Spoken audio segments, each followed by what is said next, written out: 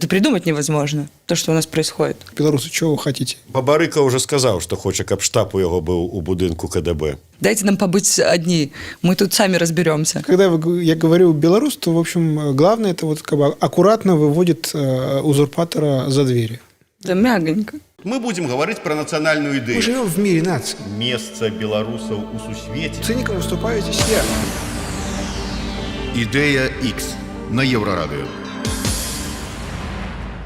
Вітаю ўсіх слухачоў Еўрарадыё. Працягваем шукаць, прамаўляць, намацаваць нацыянальную ідэю ў праграме «Ідэя X». Як звычайна, вядучая Максім Гаруноў і Зміцер Лукашук. Наша сённяшняя госця, акторка, рэжысёрка, шыкоўная дзяўчына Юлія Шэўчук.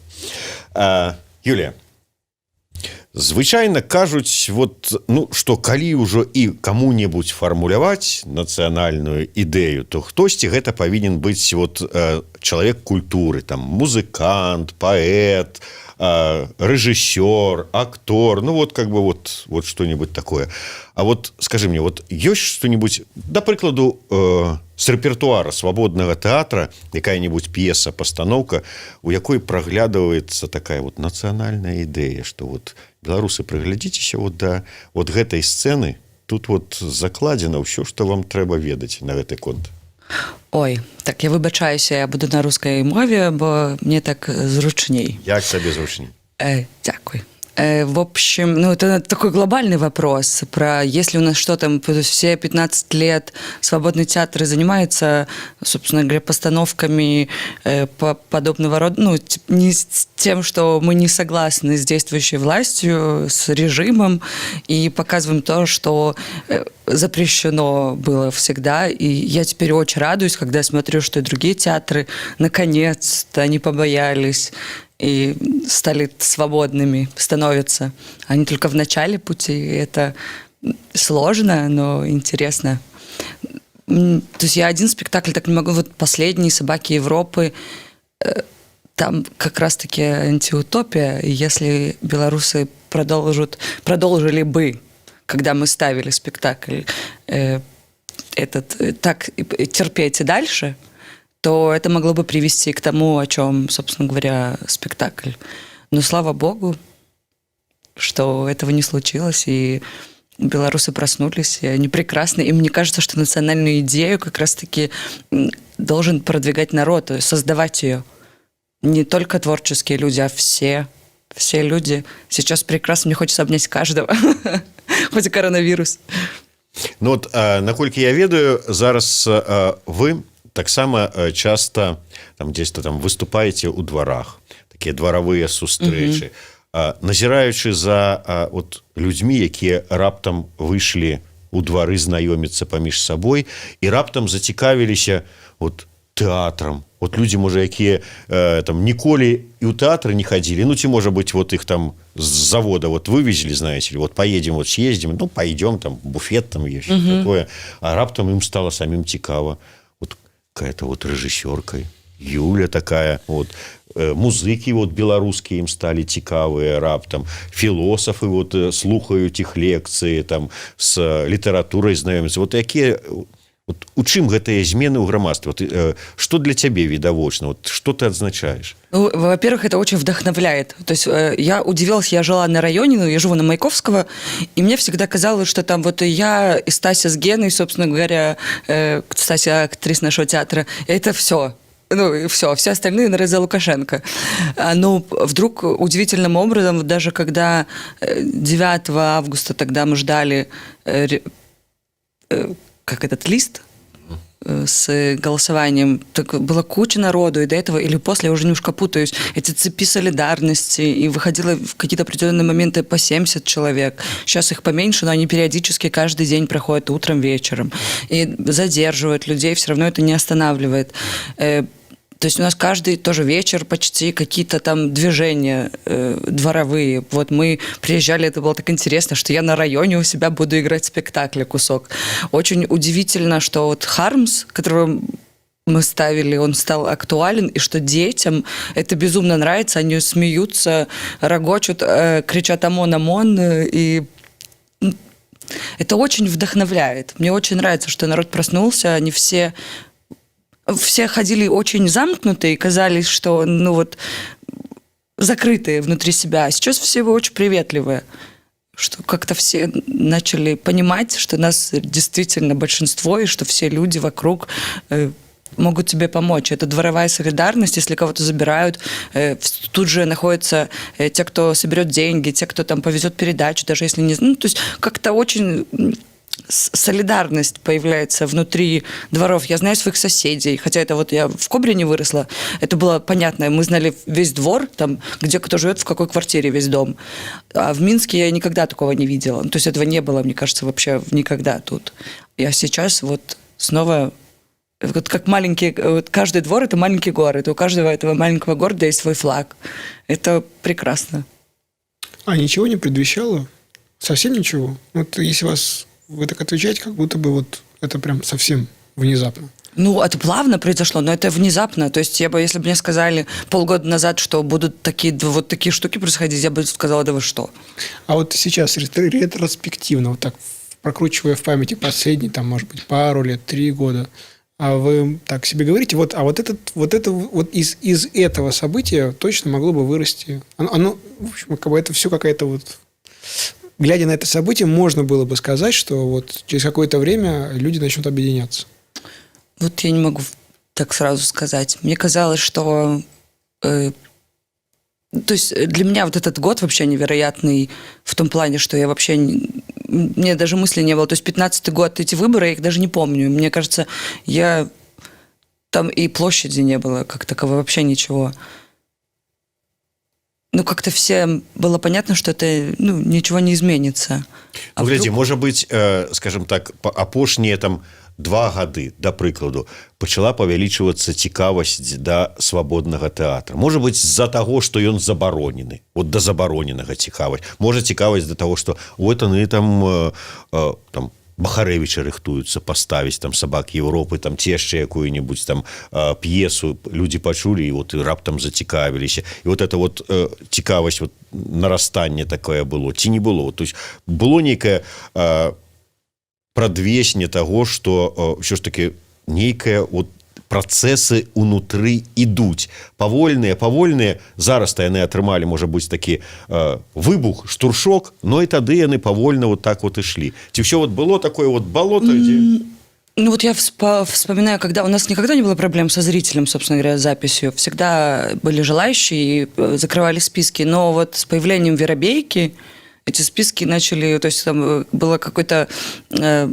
супер быстрой, там за 4 минуты происходила запись и sold out, собственно говоря. Ну, там 22 человека помещается. И вот когда там звонила женщина, уже, которая говорит, я год не могу записаться, да что это такое, я хочу на спектакль, но я не могу как к вам попасть. И люди еще звонят по 70 раз, чтобы записаться.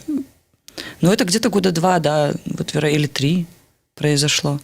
Но я не знаю, с какого там события можно вести отсчет. Я не думала на эту тему.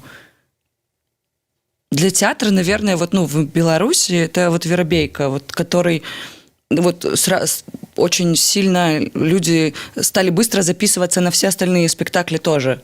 То есть очень быстро происходит запись. Места разбегаются очень быстро.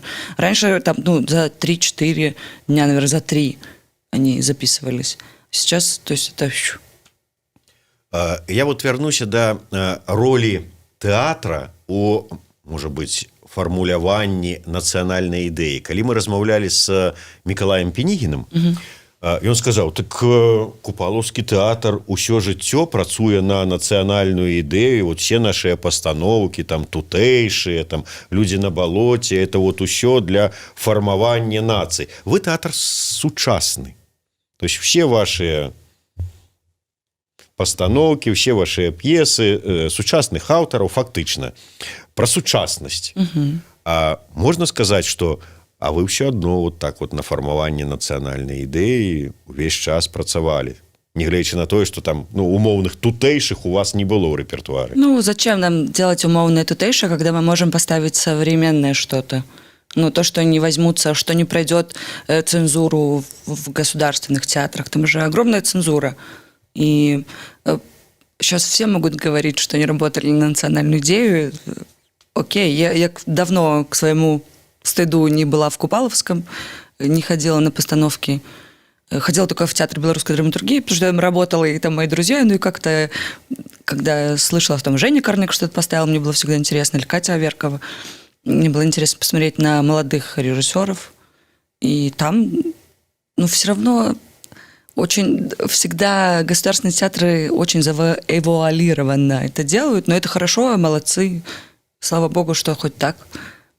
Ну, добра, я да чаго, што, скажем, той же самы Купалаўскі тэатр на нацыянальную ідэю працуе, абапіраючыся на нейкія гістарычныя карані.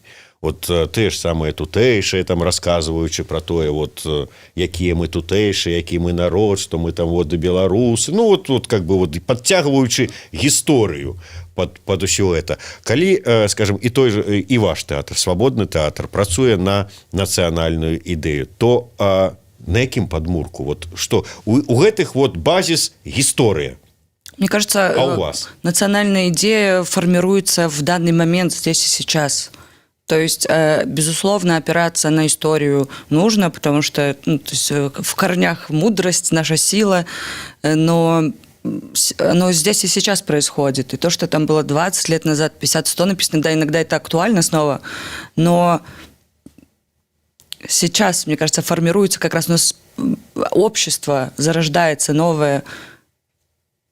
И сейчас все это бурлит и происходит. Я не знаю, я надеюсь, что через год мы наконец-то уже как-то начнем жить по-другому и без этого узурпатора. А можно сказать, из того, что я сейчас услышал, что, в общем, ваш театр, он, в общем, против узурпатора? Ну, так, конечно. Если глобально. Ну, не только. Ну, то есть вы же... Ну, и против всех видов узурпаторства. Ну, да. И можно ли сказать, что, в общем, вот эта новая общность, которая формируется у нас на глазах, как вы говорите, и которая, в общем, упала к нам на голову, ну, просто как снег, да, снег на голову. Прекрасный. Прекрасный снег на голову. В общем, суть этого общества, содержание его, и главный нерв, и главная история, это, в общем, чтобы не было больше никогда никаких узурпаторов. То есть, как бы эта новая общность, новая Беларусь, ты его спрашиваешь, белорусы, что вы хотите? Никогда больше узурпаторов у нас не будет. Это самое главное. Мне кажется, мы все друг другу поможем, разберемся. Нам даже не нужен президент в первое время, как кто-то писал. Дайте нам побыть одни. Мы тут сами разберемся. И мне кажется, в этом что-то есть. Безусловно. Потому что все помогают друг другу. И это все началось с коронавируса. Мне кажется, это нас объединило. Люди перестали... Раньше всех интересовала только своя жизнь, свой маленький мирочек, а когда всех закрыли дома, они залезли и начали смотреть, что происходит. И как к нам относится государство. И меня удивило, когда была на моей малой родине, что все, многие переболели ковидом, много было смертей, и когда там какой-то салют запускали, а в то же время нет никаких... медикаментов и никак не лечат людей от коронавируса и скрывают это, а салюты запускают в небо эти деньги. И люди очень разозлились. И наконец-то до них дошло, что хватит терпеть, и что-то надо с этим делать. То есть, предположим, года через 2 я въезжаю на территорию Беларуси, допустим, из Латвии на машине, и как бы первый баннер. Вы въехали в Беларусь, следующий баннер – земля, на которой нет узурпаторов и никогда больше не будет. Прекрасно. Але тым не менш, зараз ты кажаш пра фармаванне гэтай грамадзянскай супольнасці, пра рост этой салідарнасці, пра ўсё это, што мы назіраем, што адбываецца ў грамадстве, а нягледзячы на ўсе гэтыя прывабнасць гэтых ўсіх працэсаў, ўсё ж такі наколькі для гэтых людзей важна менавіта гэта я беларус, а у мяне там такія карані, нешта такі нацыянальны фактор ва ўсіх этих працэсах, ён нейкі назіраецца? Мне кажется, это очень важно и становится важным. Если как раньше всем было все равно, то сейчас, мне кажется, каждый гордится тем, что он белорус. И то, что у нас происходит именно так, что мы так мирно и терпеливо идем к своей цели. Потому что я не уверена, что какие-то еще народы так бы могли терпеть.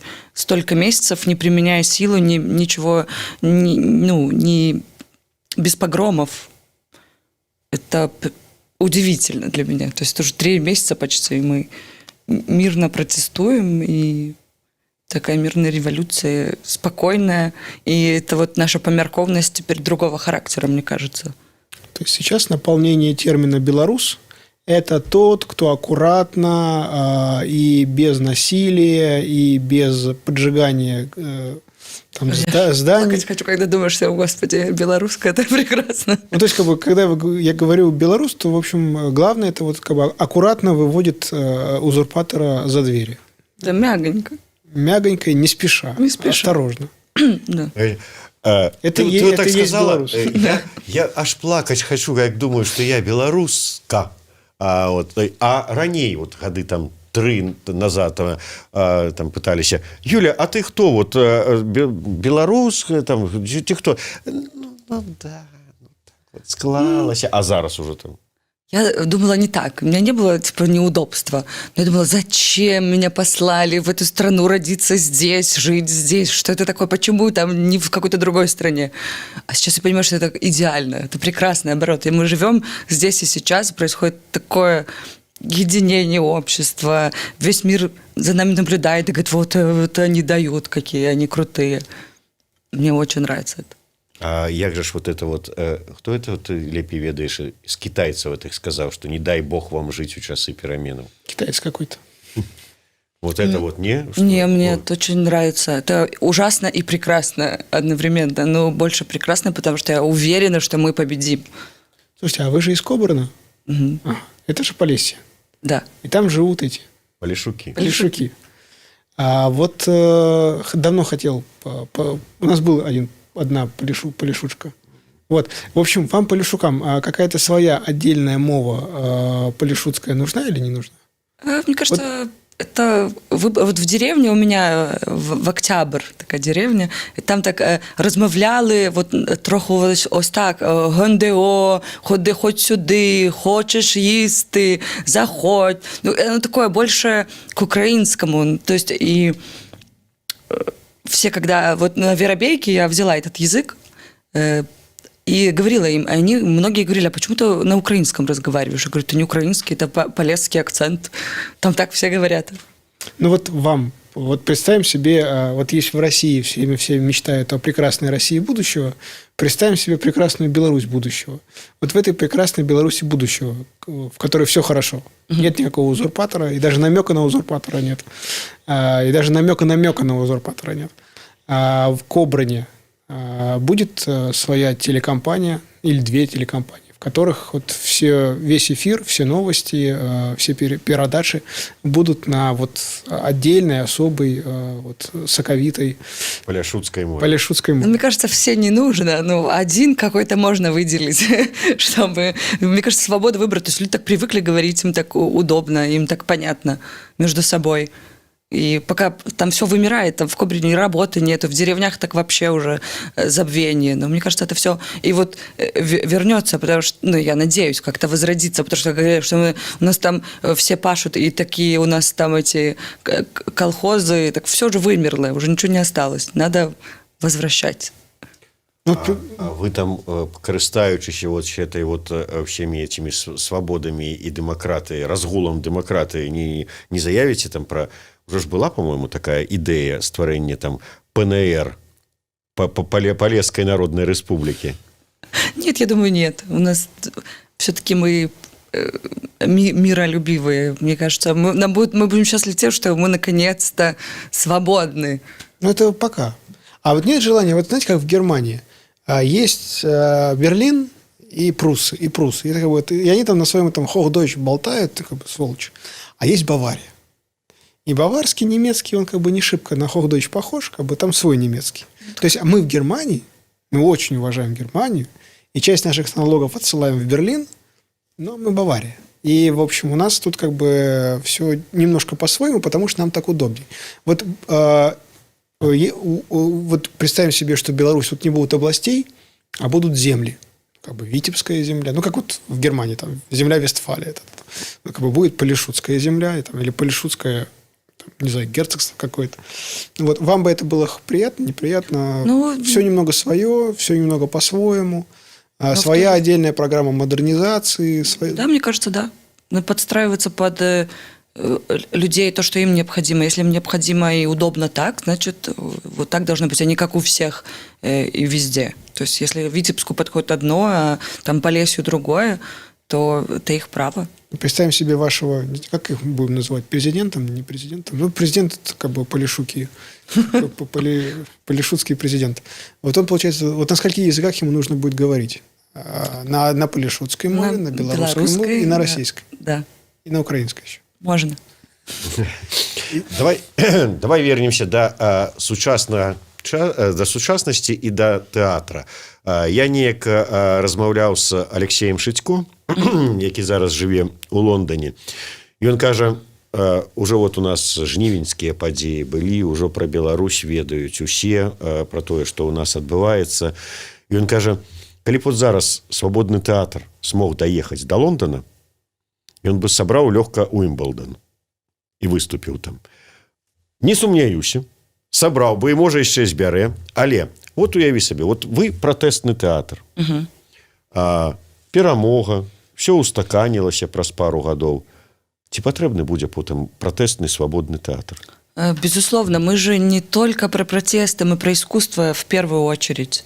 То есть мы же там популярны не потому, что мы протестуем. Можно протестное искусство делать неинтересным, безвкусным, бездарным. У нас в первую очередь это высокий уровень профессионализма у всей команды. И это самое главное. Поэтому это интересно, это смотрят. То есть потым вы все одно будете пратэсным тэатрам, але ўжо будете пратэставаць супраць чаго-нибудь там Да, іншага. у нас есть внутренняя... Супраць там якога-нибудь там засмеччвання, там, за экалагічныя там якія-нибудь там... Мы точно пригодимся. У нас есть шутка внутренняя, что нам надо, когда победим, отжать у БРСМ здание под театр. Мы уже его Да. присмотрели. Бабарыка уже сказаў, што хоча, каб штаб у яго быў у будынку КДБ. Ну вот, за Бабарика. Да, и он как бы там опынуўся. Вот как бы станете комсомолом, Вряд ли. театром ленинского комсомола. Это вряд ли.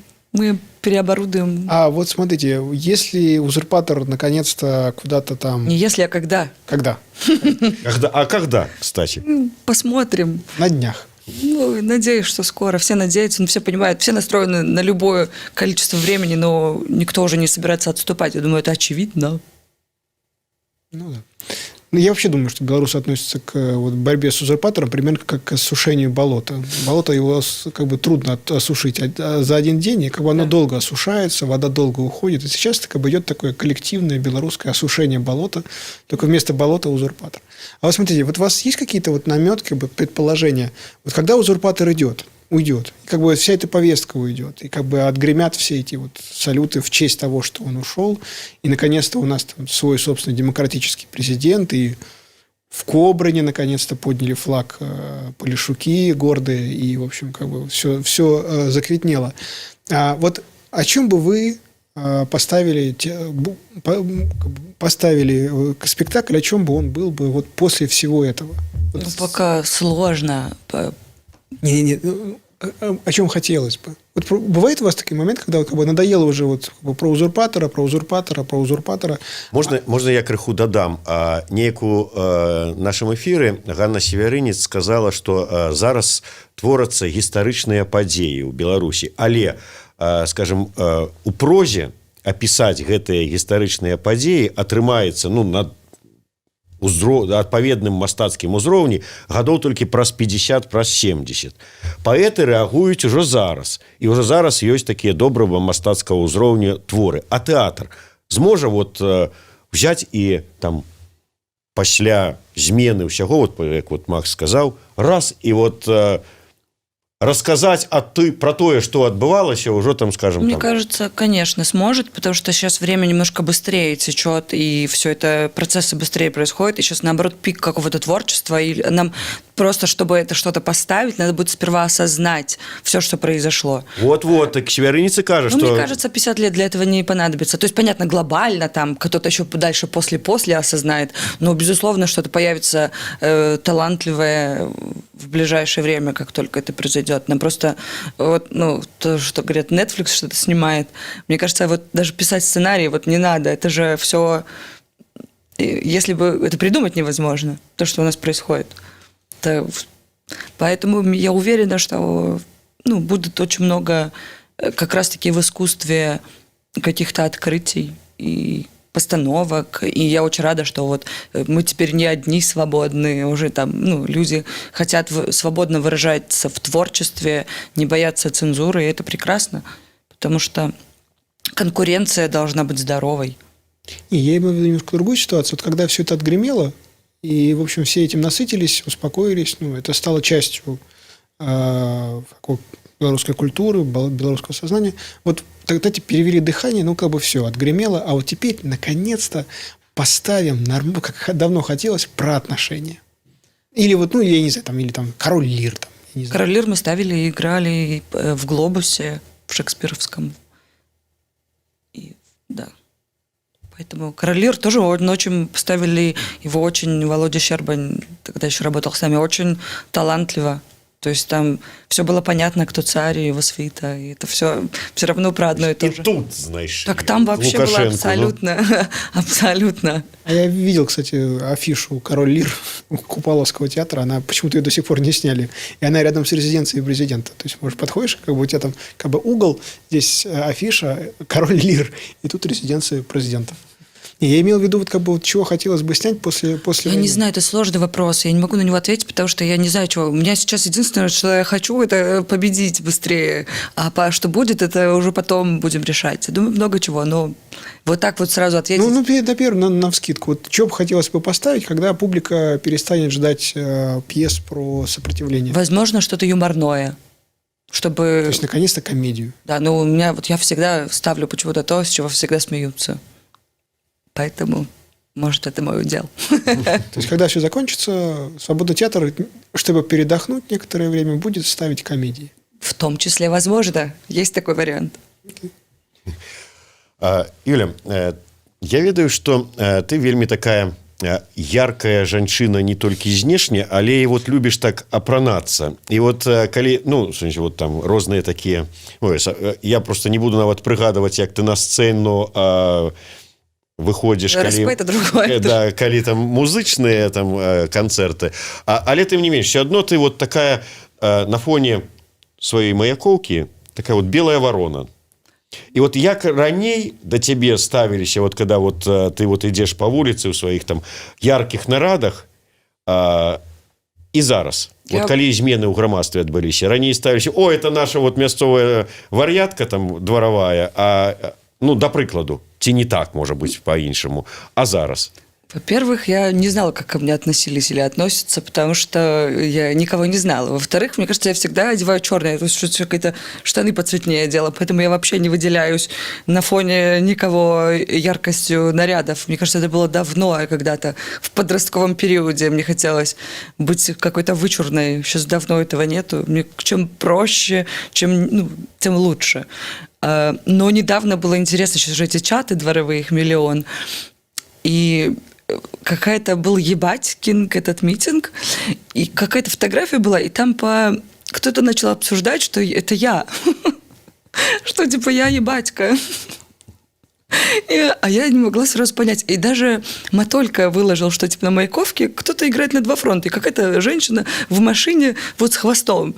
И я понимаю, что начинают обсуждать меня, что я им всегда казалась подозрительной, очень-очень, и так далее. И когда начала, я минут 40 смеялась, и думаю, кого на меня приписать к ним, во-первых. Во-вторых, там, вообще сходства нету, если меня видеть. Но было интересно почитать, что о тебе думают, если вдруг там, ага, так это ты, ебатька, на два фронта работаешь. И туда, и туда. Вы выяснили. Это быстро я посмеялась, сказала: ребята, вы что, с ума сошли? А вы ставили что-нибудь про ебатик? Прям про них? Да, они же тоже люди. Да, конечно. Нет, у нас был как... Минск 2011, когда спектакль про события 10-го года, 10-11. Ну, чтобы так проебать. Ну, там были какие-то там высмеивания. Что про них говорить? Ну, Не, ну, просто я когда вот ОМОН тут начал, вот, ну, как бы вообще вот белорусские силовики начали вести себя, вот как они себя ведут, я начал искать пример где-то в художественном, вот, где это... как ОМОН себя вел, мы так... Посмотреть, и нашел, вот, как бы, ну, что мне попалось вот, из моего культурного окружения.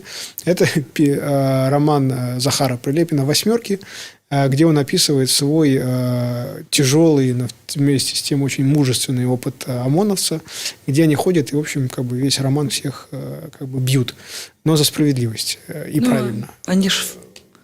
Вот, но это как бы такая, там у него скорее такая апология, что, в общем, мы не просто как бы мясо с дубинками, у нас как бы и сознание какое-то свое есть, но вообще там вот понять этих людей, каких-то попыток, их очень мало. И я бы...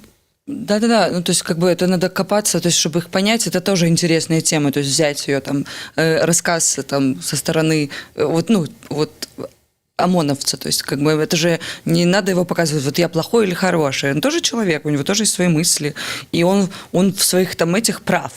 Ну, то есть, это интересно понять, почему он так думает, то есть, разобраться в этом, это тоже непросто. Это же калькой показать, что вот это дебилы, а это там имбецилы. Вот это сестры Груздевы. То есть я посмотрела Сашу Черное интервью, он святой человек вообще, когда он брал у них интервью. То есть, но они, вот у них такое мировоззрение, то есть они так думают. Но мне бы интересно было понять, почему, вот как это сложилось, вот что привело к тому, чтобы вот стать такими, как они. Это интересно. То есть, и, например, такую роль, вот роль ОМОНовца, это, мне кажется, интересно, ну, который вот разговаривает, который идет на диалог, это тоже интересно понять, вот, то есть поговорить с ним взаправду, понять, почему ты так думаешь, покопаться в этом. У вас пока таких еще попыток не было? Пока нет, пока мы вот ездим по дворам, там немножко высмеиваем ОМОН, то есть мы немножко подделали это под эти кусочки Хармса, под ситуацию сейчас, и то есть там, правда, один раз испугались очень сильно, там выходит парень, выбегает как-то в образе тихаря ОМОНовца. И некоторые пугаются. Ну, типа, что тут на самом деле кто-то пришел, тихарь какой-то, он же бежит из толпы. И нам сказали, вы предупреждайте там, что тут ничего такого не будет, это все спектакль, театр. Ну, то есть как-то пытаемся тихарей там, подделать под здесь и сейчас. Я перахаплю у Макса яго любимае пытанне. Калі ён кажа, і вот змянілася краіна. І Юлія Шаўчук становится министром культуры. Ну ладно, замминистр, дрыгай становишься. И что? Вот какие твои вот дзеянні? Ну вот есть магчымасць змяніць там стаўленне дзяржавы ці палітыку дзяржавы у адносінах да культуры. В первую очередь я бы убрала цензуру. Потому что цензура ведет к колхозу. Потому что какие-то вот люди, которые воспринимают, что культура должна быть такой, именно такой, а не какой-то другой, ведет к увяданию искусства. Ведет ни к чему хорошему. Я бы убрала в первую очередь цензуру. А потом я бы подумала. Потому что я не мечу на эти места. Мне не особо хочется быть как-то на таких должностях.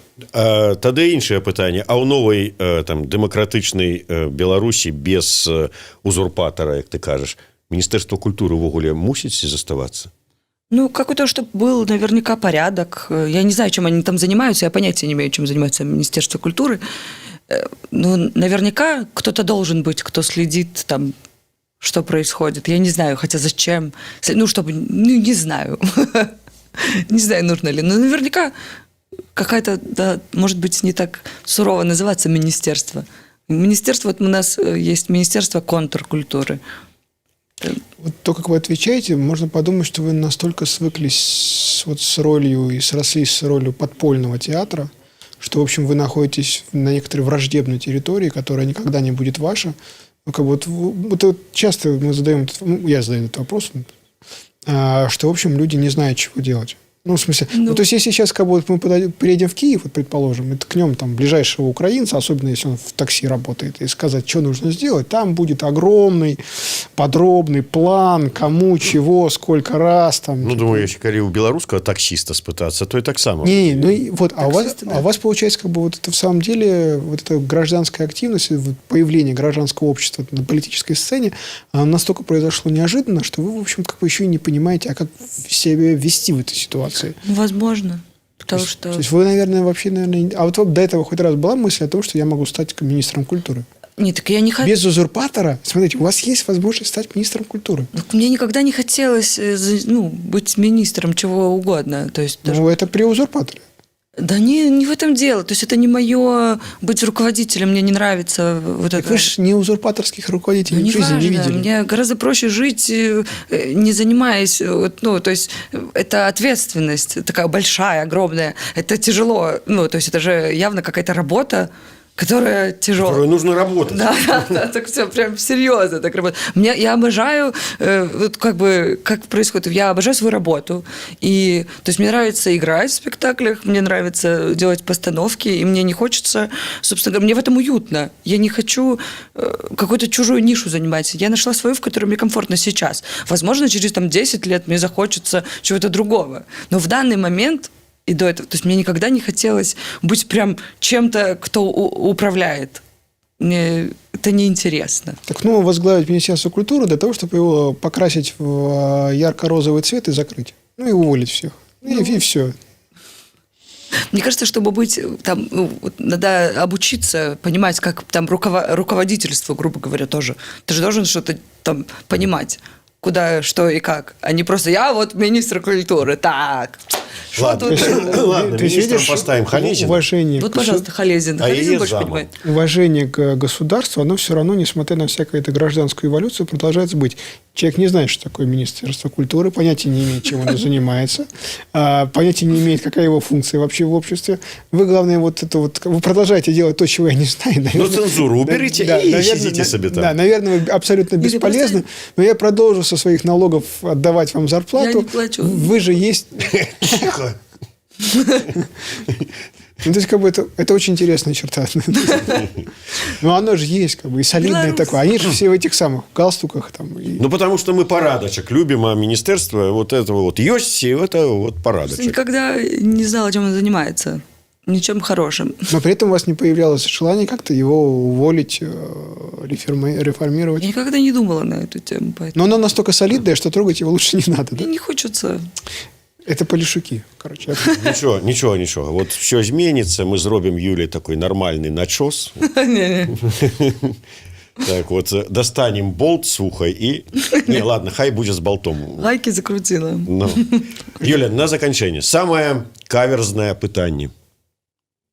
Так вот, агучка сваю нацыянальную ідэю. Вот нацыянальная ідэя, у адпаведнасці з якой жыве, працуе, грае Юлия Шевчук. Очень банально. Свобода, равенство, братство. Оригинально. И полишутская мова. Это можно. Ну что ж, свобода, роўнасць, братэрства. Дзякуй вялікі. Юлія Шевчук ад ідэі X, крамы Сімбальба і Еўрарадыё. Максим Гарунов, Дміцер Лукашук. Слухайте і глядзіце на нас, а вам свабоды, роўнасці і братэрства.